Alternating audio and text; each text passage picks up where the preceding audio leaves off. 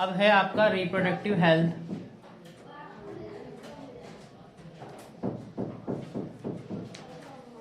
ठीक है, इसके अंदर सबसे पहले आता है आपका फैमिली प्लानिंग।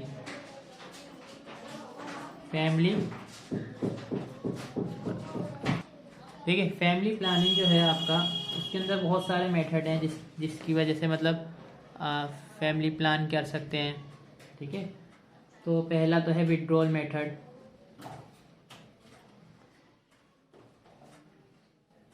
इसमें क्या होता है, पेनिस विड्रॉन फ्रॉम मतलब इजैकुलेशन से जस्ट बिफोर पेनिस को रिमूव कर देते हैं।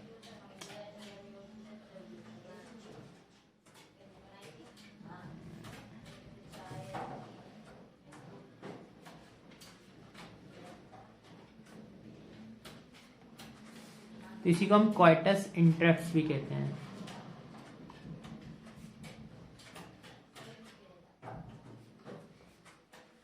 इसके बाद आता है आपका ट्यूबेक्टोमी। ट्यूबेक्टोमी के अंदर फेलोपियन ट्यूब जो है ना, उसको कट करते हैं फिर टाइट कर देते हैं। फेलोपियन ट्यूब फीमेल के अंदर होता है। Fallopian tube cut and tied up. और वेसेक्टोमी में क्या होता है, वास डिस्टेंस को कट करते हैं और टाइट कर देते हैं। ये मेल के अंदर होता है ना, vasectomy, vas deferens cut and tied up.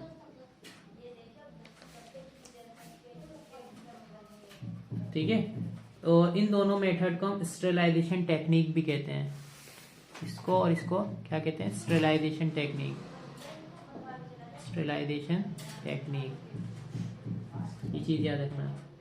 इसके बाद आपकी कुछ डिवाइसेस होती हैं, जैसे जिसका नाम है इंट्रा यूट्राइन कॉन्ट्रासेप्टिव डिवाइसेस या इंट्रा यूट्राइन कॉन्ट्रासेप्टिव डिवाइसेस। ठीक है, और इसके अंदर आ जाता है आपका CUT, कॉपर टी। क्या काम होता है इसका, प्रिवेंट करता है कॉपर टी, प्रिवेंट इम्प्लांटेशन को प्रिवेंट करता है। ठीक है, यूट्रस में इम्प्लांटेशन को रोक देता है। इसके अलावा कुछ ओरल कॉन्ट्रासेप्टिव पिल्स भी होती हैं। ओरल कॉन्ट्रासेप्टिव पिल्स होती हैं। ठीक है, जो क्या मतलब इसके अंदर ना प्रोजेस्टेरोन हार्मोन और एस्ट्रोजन हार्मोन का कॉम्बिनेशन होता है। ये पिल्स के अंदर प्रोजेस्टेरोन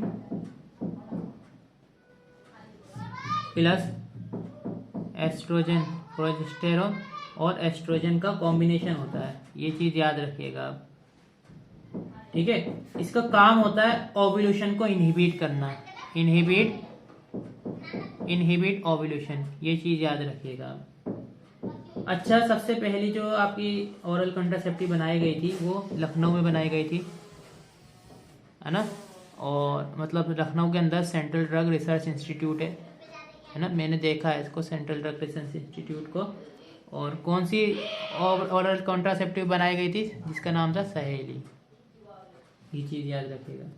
चलिए, फिर इसके अलावा कुछ ओरल कॉन्ट्रासेप्टिव में आता है कंडोम, आता है मेल के लिए होता है। ठीक है, और इससे एक और फायदा है, मतलब एड्स वगैरह से भी बचा जा सकता है। इसके अलावा लैक्टेशनल अमेनोरिया,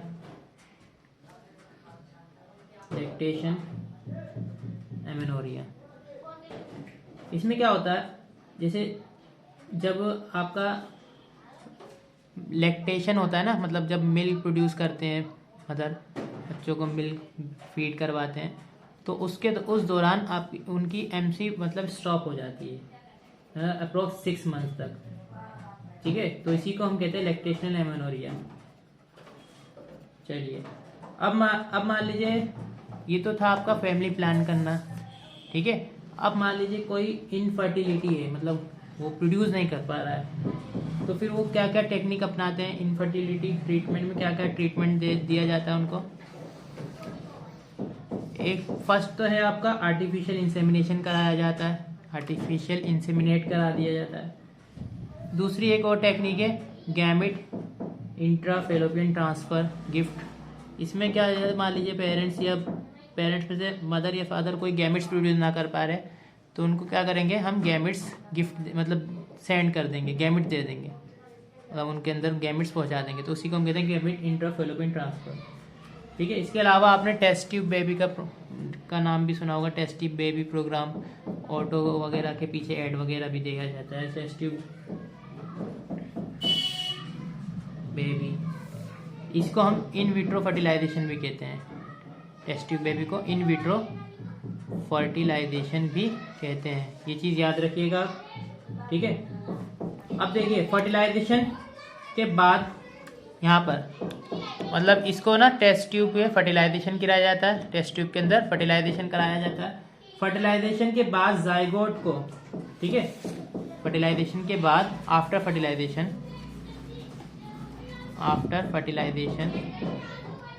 जाइगोट, ठीक है, जाइगोट कहाँ पर भेजा जाएगा आपका, फेलोपियन ट्यूब में, तो इसे हम कहेंगे जाइगोट इंट्राफेलोपियन ट्रांसफर। अगर जाइगोट को फेलोपियन ट्यूब में ट्रांसफर कर रहे हैं तो हम कहेंगे जाइगोट इंट्राफेलोपियन ट्रांसफर।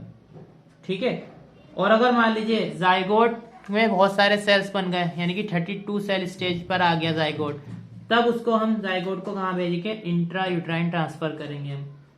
ठीक है, चलिए, अच्छा एक क्वेश्चन है, सबसे फर्स्ट टेस्ट ट्यूब बेबी का नाम बताना था, तो उनका नाम है लुइस ब्राउन।